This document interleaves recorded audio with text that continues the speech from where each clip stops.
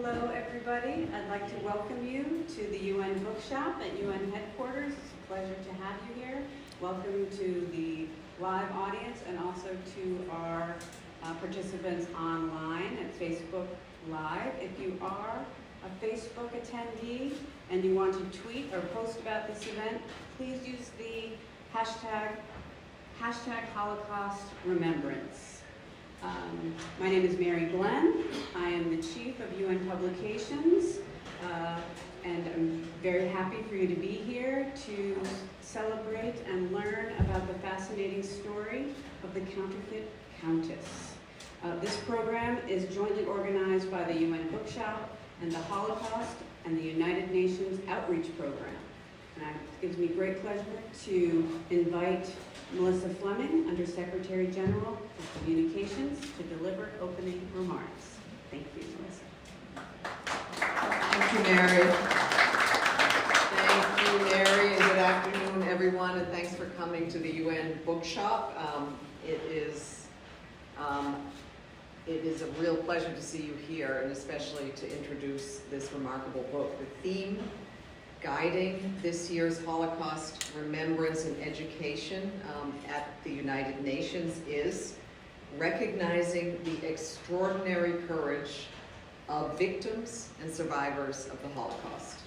And throughout 2024, therefore, we are going to be paying attention and paying tribute to the bravery of those who stood up to the Nazis despite the grave risks.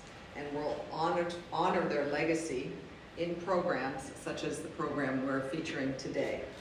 So we're very pleased to hear from Engage with Dr. Elizabeth Barry White and Dr. Joanna Sliwa, the co-authors of the newly published book, The Counterfeit Countess, the Jewish woman who rescued thousands of Poles during the Holocaust. And the book speaks very clearly to our theme and sheds light on a story that is little known, the life of Dr. Josephine Janina Mehlberg. Dr. Mehlberg was guided by the belief that her life would have no value if she survived without seeking to save others. And staying true to this conviction would have been catastrophic.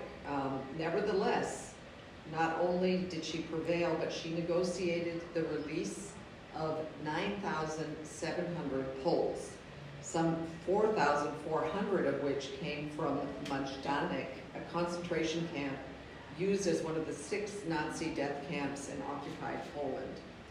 Dr. Mehlberg's story is important for several reasons. Number one, it details one woman's extraordinary courage, but it also furthers our knowledge of the Holocaust's impact on Poland and of the ways in which Poland responded.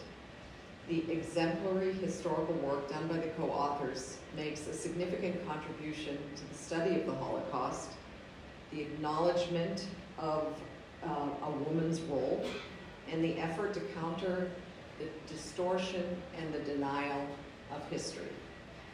It's a book that needs to be widely read, and I really look forward to today's discussion. But before passing the floor to the co-authors and the moderator, the renowned Holocaust historian Deborah Dwork, I want to take an extra minute to flag the connection between Dr. Mehlberg and the United Nations. After the war, as part of her strategy to help her husband Henry leave Poland, Dr. Mehlberg applied and received a fellowship from the newly established United Nations. And this fellowship allowed Janina the opportunity to tour the United States in the guise of researching child welfare. And it gave her the time to speak openly and make allies that would prove critical to save her husband. The story of how Henry and Janina find their way to the United States would be a book in itself. But here we are here and gathered to hear from the co-authors about this extraordinary story. And I'm looking forward to this discussion. Welcome, and thank you so much for being here. And over to our moderator, Deborah Dwork.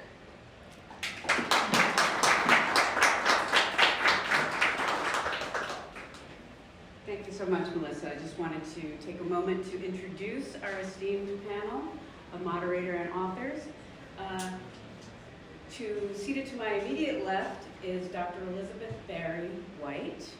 She recently retired from the United States Holocaust Memorial Museum, where she served as historian and research director for that museum's Center for the Prevention of Genocide.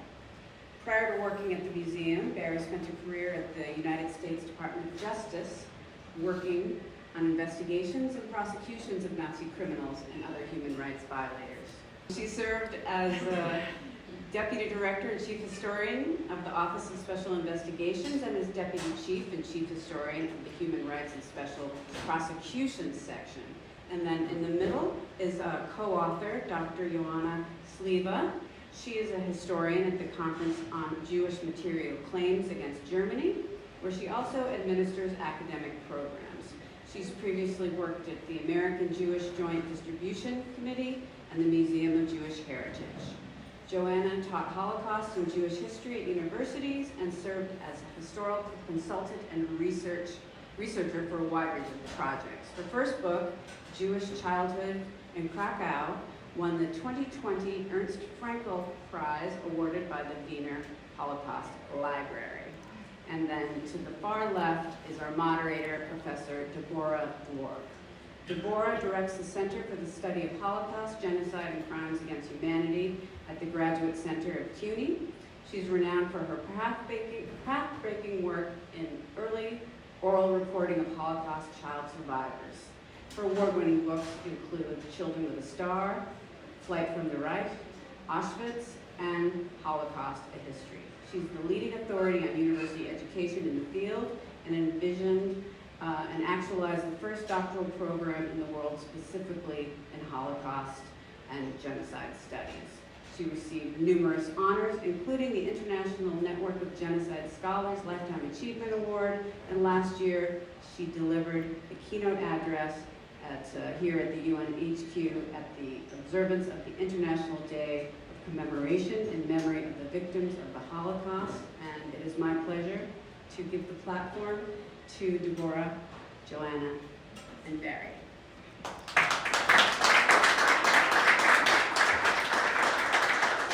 Thank you, Mary, and thank you, Melissa. Thank you for that generous introduction. It is my pleasure and it is my honor to be here in the UN bookstore and to be working with Barry and Joanna, whose co-authorship has produced this wonderful book. And I held it up once before, but I'm going to do it again, The Counterfeit Countess.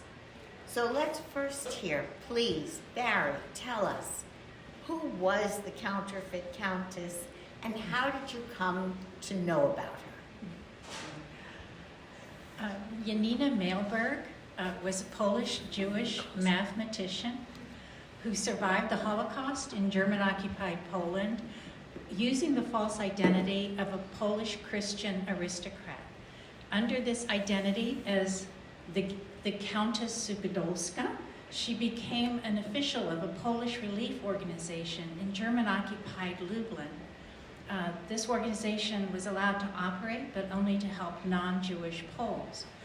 She had flawless German, so she was assigned to negotiate with Nazi and SS officials in Lublin for measures to aid Poles.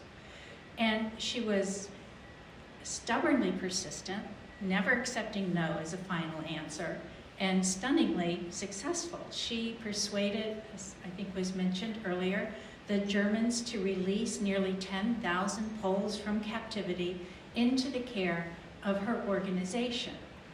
At Majdanek concentration camp in Lublin, she also relentlessly pushed the SS to allow her organization to deliver massive quantities of food and supplies, even decorated Christmas trees and Easter eggs for thousands of prisoners in the camp. She brought these deliveries herself inside the camp, where 63,000 Jews were murdered in gas chambers and shooting pits. And she used the deliveries as cover to smuggle messages and supplies from members of the resistance in the camp, because in addition to being an official of a relief organization, she was also an officer in the underground Polish Home Army, the Army of the Polish Resistance. So how I found out about this goes all the way back to 1989, when I gave an academic conference paper on Majdanek concentration camp. After the panel, a historian I didn't know handed me a carbon copy manuscript saying that it was the memoir of this Polish-Jewish mathematician, Janina Mehlberg, who had aided prisoners at Majdanek while pretending to be a Polish Christian aristocrat. So he had been trying to get this published, had not found a publisher for it, was donating it to the U.S. Holocaust Memorial Museum, but really wanted me to take this copy because I was working on Majdanek, so maybe I could make this amazing story. No. Well, I read this story and my jaw just kept dropping as I was reading all of these exploits of this woman. And particularly knowing what I did about Majdanek, about Lublin as the headquarters of the largest mass murder operation of the Holocaust, you know, I had to doubt whether this could really be true. And I didn't have any way at the time to verify it, especially because I don't know Polish. So I figured another historian with the right skills would find it in the archives and do what was necessary to bring it to light. And then years, decades passed. The historian who gave it to me died. And you know, I worried, was I the only one who knew about this fantastic story? Because if it was true, it really needed to be told. And was that really my responsibility? So 2017, I was working at the Holocaust Museum, started really investigating who this Janina Mehlberg was, and found enough to make me think that she was Countess Suchodolska. And that's when I reached out to someone who was then a senior fellow at the museum, you, and said, what should I do with this? And do you know anyone who has the right skills and experience to really track down the truth about this woman? And that person with the right skills and competencies and passion and knowledge is right here. So please tell us about your meeting with Barry and how your partnership developed and who does what and how do you do it. As you know, I'm part of I was for years part of a co-authorship, which I loved. And I found people saying, how do you do that? Do you fight over every word? Answer, yes. Well, I have to start from the beginning, and that is after Barry met with Deborah, I received a call from Deborah who said, I met with this historian, Barry White, and she is working on this fascinating topic of a fake countess. Are you interested? Would you like to speak with Barry more about this? And so, of course, I said yes. It sounded fantastic from the beginning, and I wanted to know more. I never heard a story such as that.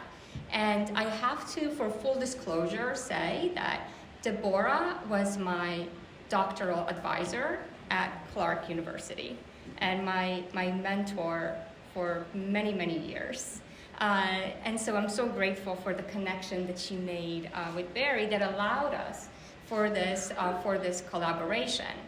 And so very quickly, Barry and I started talking about this story. I read it, and of course, as Barry's impressions were, as historians, we need to be very careful, and we need to corroborate the information. And very quickly, we started doing the research.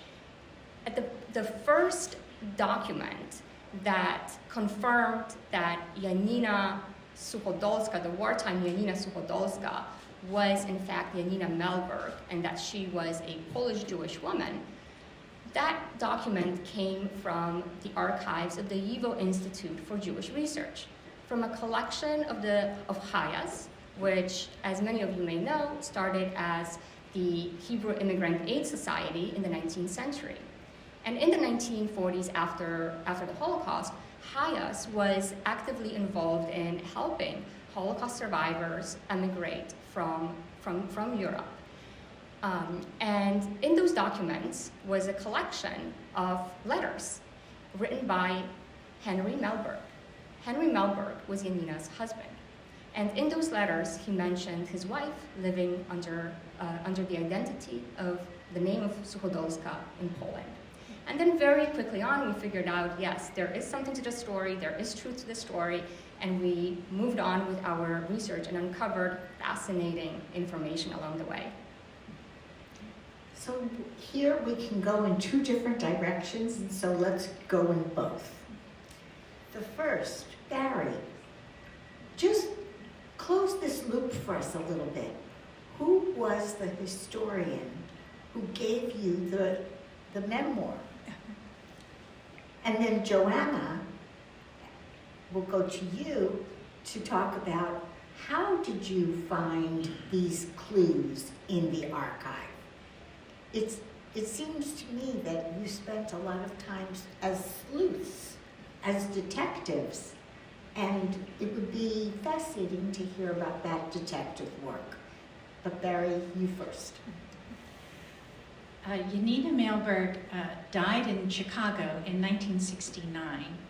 And not long before she died, she wrote a memoir about her life as Countess Sukadolska.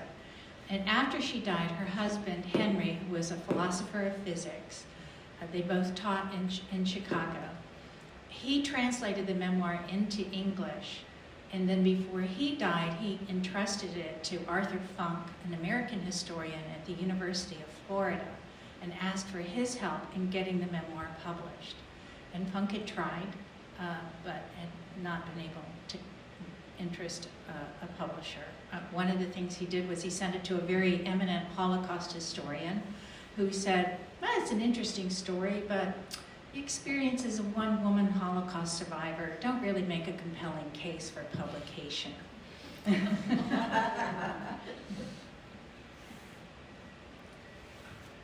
So our research really required that we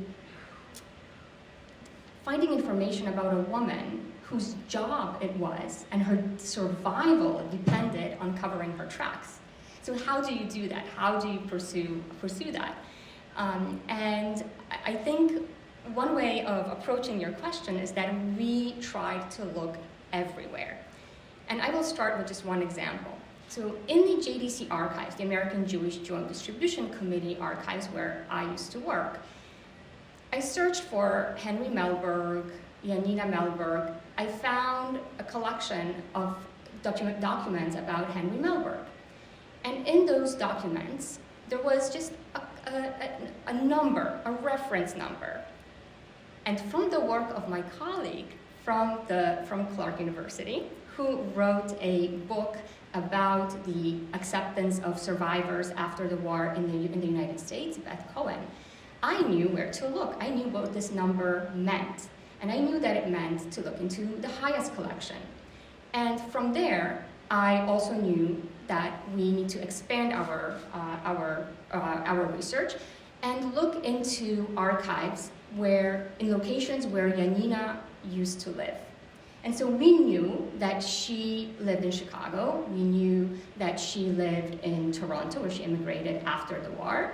And I contacted Jewish organizations, Jewish federations, archives, and in this way collected the material. So this is the information about Janina. It involved a lot of genealogical research into herself, but also her family. And one of the most surprising finds, I think, for me personally, Barry could speak about her, so the surprising finds that you thought were that, was about Janina's pre-war life. When we were looking for information, who was this woman before the war? We found out she was a mathematician, that she taught mathematics at a girls' high school, a gymnasium before the war. And in a Jewish newspaper from Lviv, today Lviv, Ukraine, at that time it was before that was Poland, there was a clipping with an announcement that Pepi Spinner, that was Janina's name before the war, received her doctoral degree in 1928. We also found information about her from, and I have so much to say about where we found this information, right? And I don't want to take up all this time. But I just want to say that in addition to the genealogical research and research in Jewish archives, we also, of course, looked into archives where we could find information about Janina's wartime activities. Now, where is that located? in Poland, state archives. We spent a lot of time in Lublin, in the Lublin State Archives, looking for information about the Main Welfare Council. That was the organization that Janina worked for during the war. This was the only organization approved by the German authorities to provide relief for ethnic Poles, non-Jewish Poles. And there's a lot of documents in there, in that collection. And we very quickly discovered that those records, those wartime records, contained so much more information than what Janina even wrote in her memoir. Yes, and in connection with that, I mean, it was one of the first things that Joanna got from the archives in Lublin was reports, some filed by Janina as Countess of Godolska, about her efforts to get prisoners released from Majdanek in the summer of 1943. These prisoners were peasants who had been seized in a very brutal ethnic cleansing operation. The able-bodied adults were almost immediately called out and sent off to the Reich for forced labor. So the ones left in Majdanek were children, elderly, infirm. They were rapidly dying from the horrific conditions there, and she was trying to get them released. And she did. She was actually promised 3,600. In the end, she got just over 2,100 released. There is no mention of this in her memoir. And we found her testimony about it after the war as well. And one of the things that really blew my mind was that the SS official whose assistance she was able to get these prisoners released was the manager of Operation Reinhardt, the largest murder operation of the Holocaust that cost 1.7 million Jewish lives.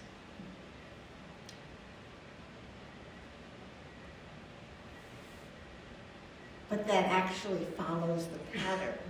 That is, he was helpful with regard to the Catholic prisoners. Is that correct?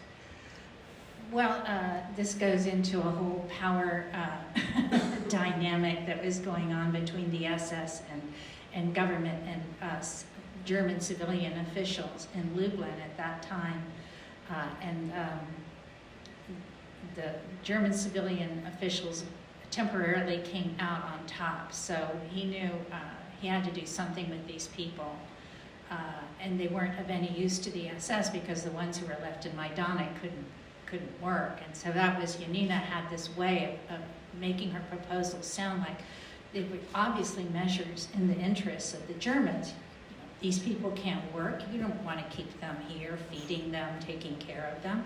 Let my organization do that. And so he saw the sense of that.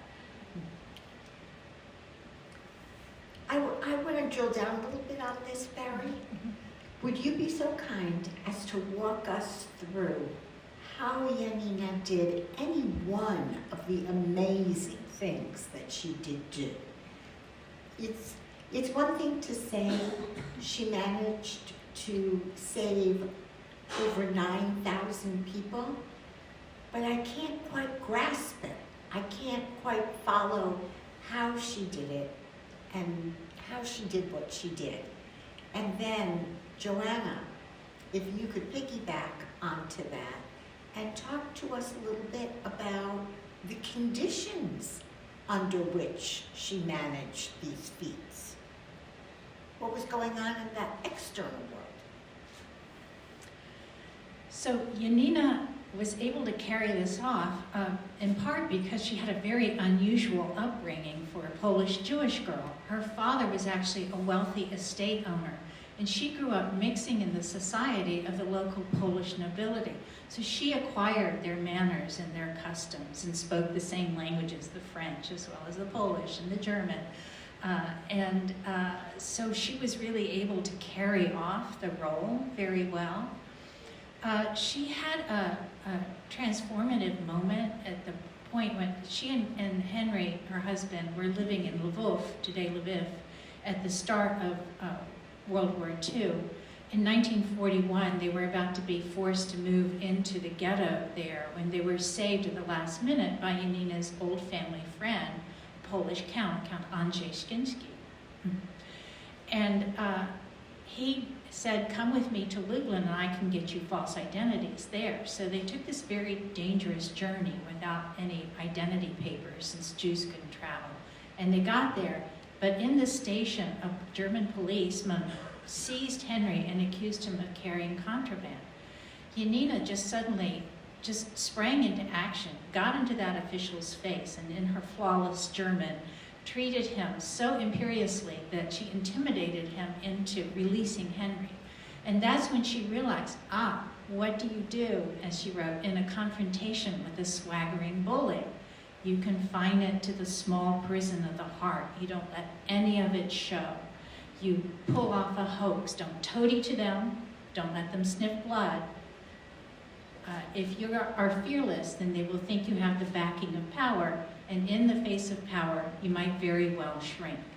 And so that's when she learned, this is how you deal with German officials. You just stay calm. And this is something that former Majdanek prisoners recalled about her, is that the SS would sometimes shout threats in her face, and she would just remain perfectly calm and continue with her business. And then she also had, this I think she was a very charismatic person, but she was also able to pull off this act of the Countess as she came into a German office, and German officials considered Poles to be subhuman racial enemies, and they wouldn't give them the time of day. Usually, they certainly wouldn't stand to receive them or offer them a place to sit. But when the Countess came in, it was almost automatic that you stand, and then what do you do? And as I mentioned before, she just had a way of, she wasn't asking for measures to help Poles, she was proposing measures that were obviously in German interests. Public health. You don't want the typhus epidemic at Majdanek to spread to German soldiers. So let us give you serum. And I would like to go back to your first question, the part about the collaboration and about the project. Because at first, Barry and I thought, well, we're just going to publish the memoir, annotate it, provide short historical introduction so that the reader will understand the memoir. But very quickly, through generous feedback from colleagues and our wonderful agent, Joelle Delburgo, who is here, we understood that no, this is not going to work that way. And we also understood that yes, as historians, both of us, we know this history. We know about the persecution of Poles during World War II. We know about the history of Majdanek, especially Barry, an expert on this history. But do other people know about this? Would other readers understand this? Janina was writing her memoir for a very specific audience, we believe for Poles, Polish people who knew this history, for whom this was a close personal history. She was not necessarily writing for an American reader. And so at that point, we understood that we have to provide context for the memoir, but also, as Deborah mentioned, provide the larger historical context of what was happening at the time and how that shaped Janina's actions, her decisions to do certain things. So what were these conditions you asked about Poles? At the beginning of the war, with the German invasion in September 1939, the Polish people, ethnic Poles, were subject to persecution immediately. For example, members of the intelligentsia were being shot en masse. Priests, teachers. This was to eliminate any potential resistance on the part of the Polish people. Later on, a German law stipulated that Polish children don't need to have education beyond just a few grades, because why would they need that? They would be slaves to the Germans anyway. And so this kind of racist ideas about the Polish people shaped the lives of Poles, but also shaped their responses to persecution. Barry, it looks like you're about to say something, so you say and then I'll ask. To talk a little bit more about the the context, so the Germans obviously, considered the Jews to be their most dangerous racial enemy, but didn't consider the Poles to be very much better. And so the Germans' overall plan was to install this racist new order in Europe. And in that new order, of course, there would be no Jews, and also 80 to 85% of the Poles would disappear. And so this is essential context for understanding Janina's story. Staying with you, Barry, can you talk a little bit about Janina's relationship with her husband? To be honest, having read the book very closely and carefully, that relationship remains a little mysterious to me, and Henry's role and function remain a little mysterious to me. They met in graduate school. They both studied under the same philosopher at the very prestigious University of Lublin. Janina had gotten a master's degree in math, but as a woman couldn't get a PhD in it, so she instead studied under this philosopher who welcomed scientists and mathematicians and Jews and women among his students. And I don't know that they immediately hit it off because they didn't marry until some years later, but I think that Henry really appreciated Janina's intelligence from what we've heard about from people who knew them. Henry was very intense and could really dominate a conversation, but Janina had no problem interrupting him or contradicting him, and she did it with such good humor that she could sometimes change his mind. So, and I think that theirs was very much a love story, and she really, really loved him, and her first signs of courage were to save Henry when they were still living in Lviv, for example, and the Germans occupied it. She did twice. She saved Henry from being just taken off for a mass shooting, and then again in the Lublin station where she had that transformative moment. That was when she was jumping into Henry's defense, and then after the war, when Henry was given a warning that he was being monitored, by his teachings were being monitored by the communists, that she decided, I gotta get into action. I'm gonna get this UN fellowship, go to the US and make the contacts that will get Henry out. So she, was very, very protective of him. And I think, was very, and treasured his genius, but also that he accepted her as a brilliant woman as well. During the war, when they got to Lublin, he was Count Peter Sukadolski, but he got a position with an agricultural cooperative, and this allowed him to kind of stay out of sight. I think there were a couple reasons for that. One, he didn't have her privileged background, so he didn't necessarily have all the manners and so forth to carry off the count role. And the other is, I think it was just hard for Henry not to attract attention to himself because he was so intense and brilliant. And also she didn't want him to be in harm's way any more than was necessary. So we all know that when it's over, and that reminds me to say, I will just pose maybe 3 more questions, and then I will open the floor for you all. So you can pace yourselves and hold on to your questions till that moment when we have the reveal. But in the meantime, Joanna, we all know that when it's over, it's not over. So could you talk a little bit about the post-war history of Janina and Henry, and also about her Jewish identity? So maybe I will start with the Jewish identity. That is a fascinating question, and I think something that Barry and I are still trying to understand, uncover, and we get this question very often about what was her connection to Jewishness, to her identity. We know that she was not religiously Jewish. We know that Henry was not religiously Jewish. As Barry mentioned, Janina had this very assimilated upbringing that kind of set her apart from other Jewish girls at the time. And that carried on through the war years and after the war as well, to the point that some of the people with whom we met and spoke who knew the Mehlbergs after the war here in the United States said that they didn't even know that this woman was Polish lady was even Jewish. So I think that says something about her Jewish identity. In the book, we talk about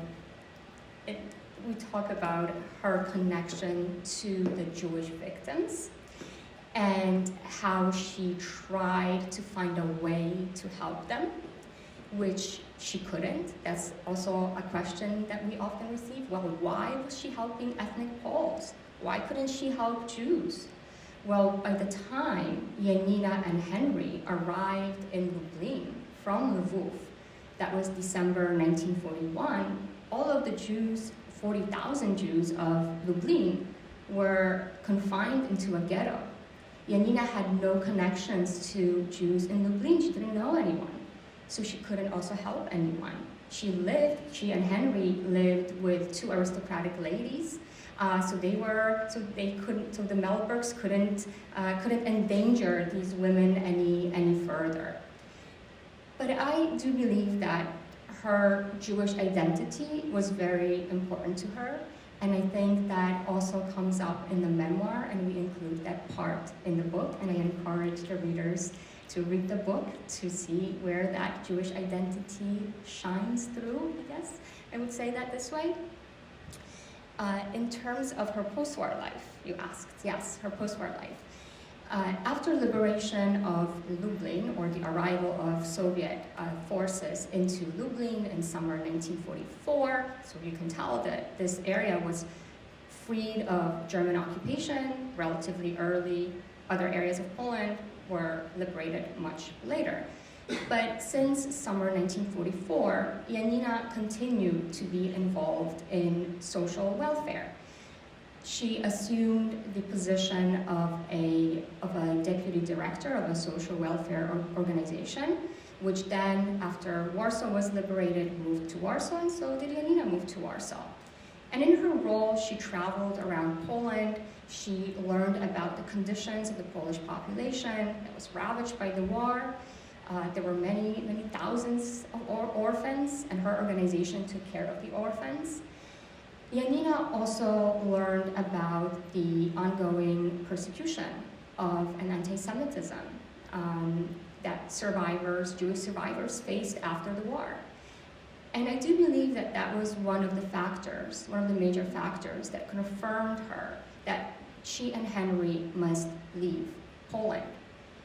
They could not continue facing this kind of violence anymore. Should I go on about the post-war period, what happened to her? A little bit, please. A little bit? Okay, a little bit. As Barry mentioned, yes, about Janina's fellowship as well. And so Janina, as we discovered in newspapers from that time, we looked in newspapers from the time, Janina traveled around the US, which was covered with photographs and short articles about this Dr. Suchodolska from a Polish main welfare organization, learning about American approaches to child welfare in particular. So Janina used this opportunity to make contact with scholars here in the US who could then sponsor, support her husband Henry in emigration. And we have letters, speaking of the kinds of documents that we discovered. We have a collection of letters from the New York Public Library in which Janina writes to her friend, Anna Rudzinska, the wife of Aleksander Witold Rudzinski, and the connection I mentioned because Rudzinski was a Polish UN representative to the UN and also an embassy worker. So Janina details all her kind of efforts to contact scholars here in the US and try to get Henry out. And indeed, in 1949, Henry gets out, but he doesn't go to the US. he goes to Canada, to Toronto. That's where he goes on his fellowship. And in the meantime, Henry tries to find a way to get Janina out. And so that's what I mentioned in the beginning, these kinds of exchanges that the letters that Henry wrote and that we found in the Hayas collection. In 1950, Janina manages to leave Poland. How did she do that? She escaped. Now, there were many, we don't know how exactly she managed to do that. From testimonies of Jewish survivors who escaped from Poland, you can get an idea of how that might have been done, usually through the help of a smuggler. Janina reaches Berlin. She eventually gets in contact with the Canadian representation, and she manages to go to Canada, emigrate to Canada, under a new identity.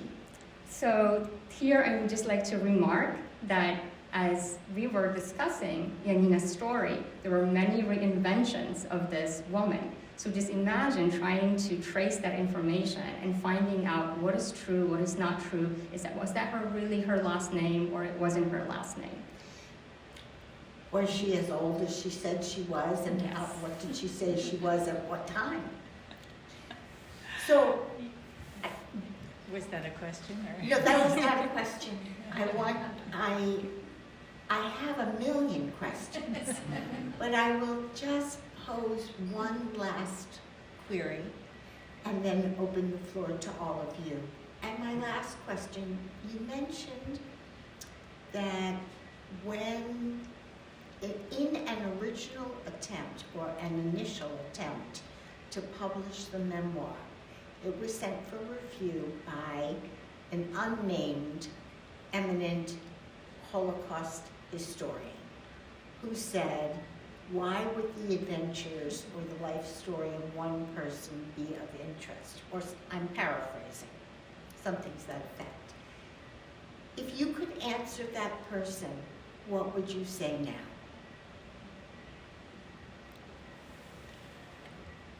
I'd say in 2024, the United Nations will be recognizing the courage of Holocaust survivors and victims. And this is one of many stories of incredible courage and resilience and resistance and defiance. It's just one. There are so many others. It is unique, but they are all unique, and we need these stories more than ever. Do you want to add to that, Joanna? I think Barry said it perfectly. I think that also to add on that since the time that particular eminent male historian had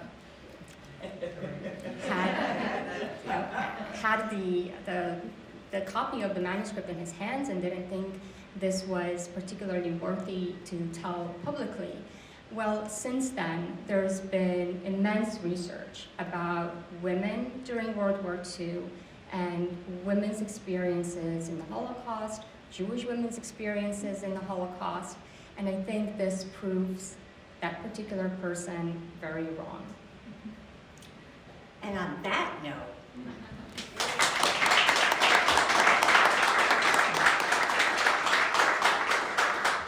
Okay, we have about 10 minutes for questions. Thank you so much. That was fascinating. I'll just add, the personal is political, right? So we have the feminist movement to thank for that. So it's also just great to have three smart, intelligent, fascinating women on the panel as well. Sorry. And now I'll open up the floor. Questions?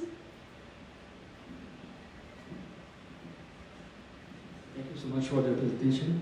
I'm just curious if Janine had any contact with Irene Sandler.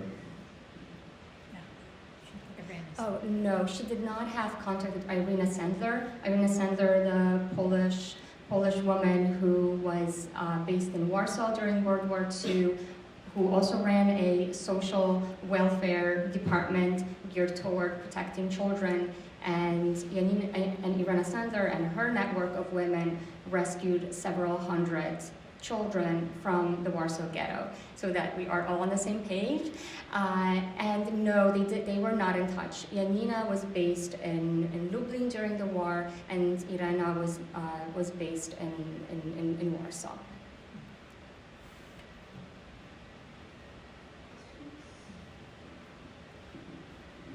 I'll ask two questions, if I may. My first question, I guess, is just, so when she was able to achieve getting these 9,600 people released, did they go back to their lives with no fear of being captured again? Or did she get them out of the country somehow? No and no. So particularly the ones who were seized in ethnic cleansing, all of them actually, her organization had to find shelter for them. Particularly those seized in ethnic cleansing operations couldn't go back. They were not allowed to go back because their farms and homes and businesses were being given to German settlers. And so the Polish Main Welfare Council had to find them places to live and help them register and get them work and so forth. So Janina was very involved in all of this and helping also both through the resistance and clandestinely and overtly, and helping people avoid being taken for forced labor in Germany, for example, by either helping them to be declared not physically able to go to work, or helping them escape off of trains. She worked with a lot of different networks, mostly of women, to carry out these things. Thank you. My other question is you described a sense of obligation, that you had been given this manuscript and you started to think, am I the only person that knows about this story? I'm interested how often as historians you run into a situation where you think, oh my goodness, am I the only one who knows this? And what do I need to do with this information? Can I have a crack at that? Yes. I think if you're blessed, you get that opportunity. I know I have had it once in my life, and you have had it now. I don't know if more than once I know about this, but it's a miracle. Yeah, usually you start out with a question or something, I want to learn more about this, where can I find this, you know? It's no, I have not had another time when somebody gave me an unpublished blockbuster memoir.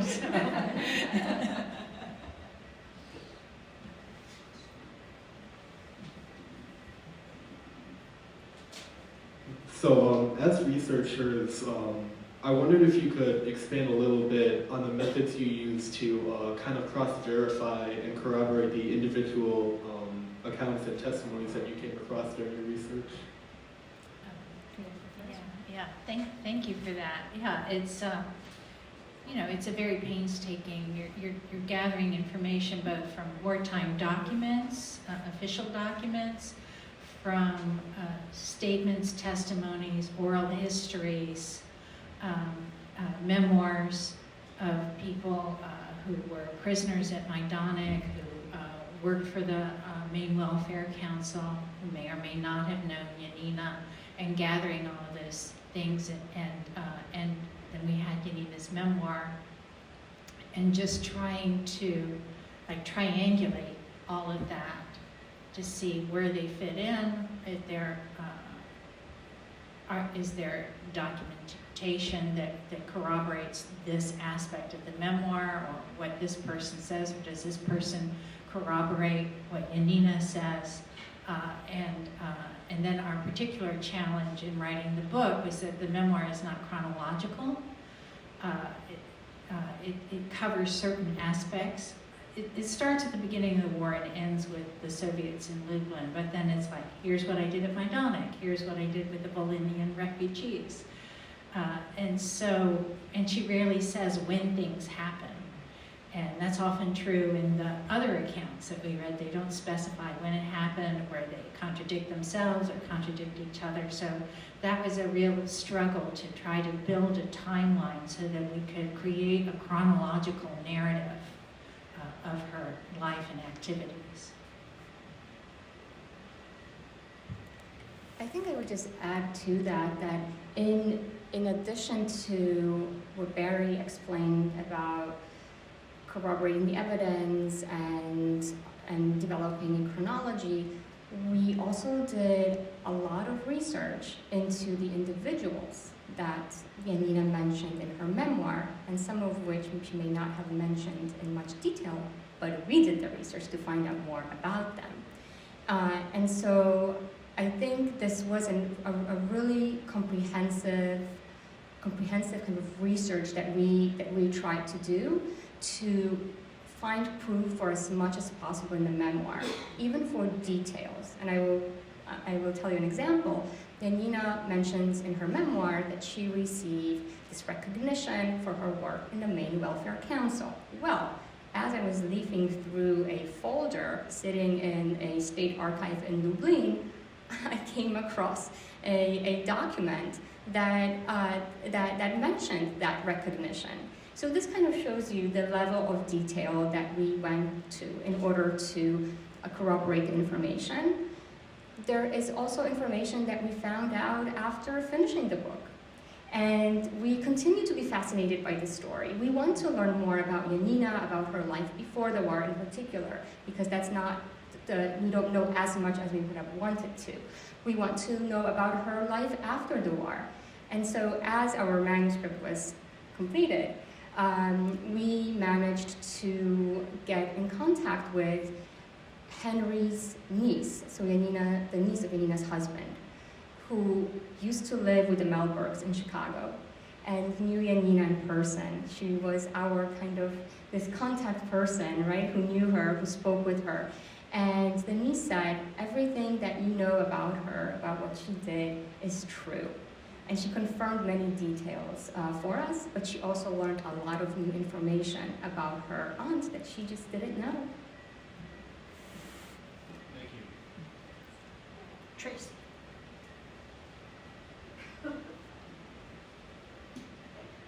Thank you so much. I have two questions. The first one is an easy yes or no, maybe, which is just, are there plans to have the book translated into Polish? And my second question is really more of a statement, so forgive me here.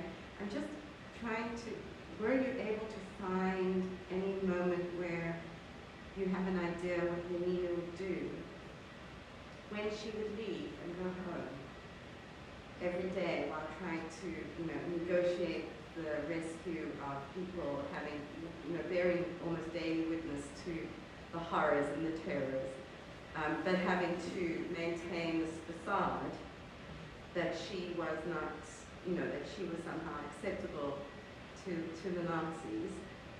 Is there any hint of, did she speak to Henry?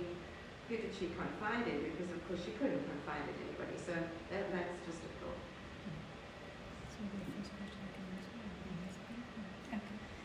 So the short answer to your first question, Tracy, is yes, there will be a Polish translation, and we're very excited and honored by that.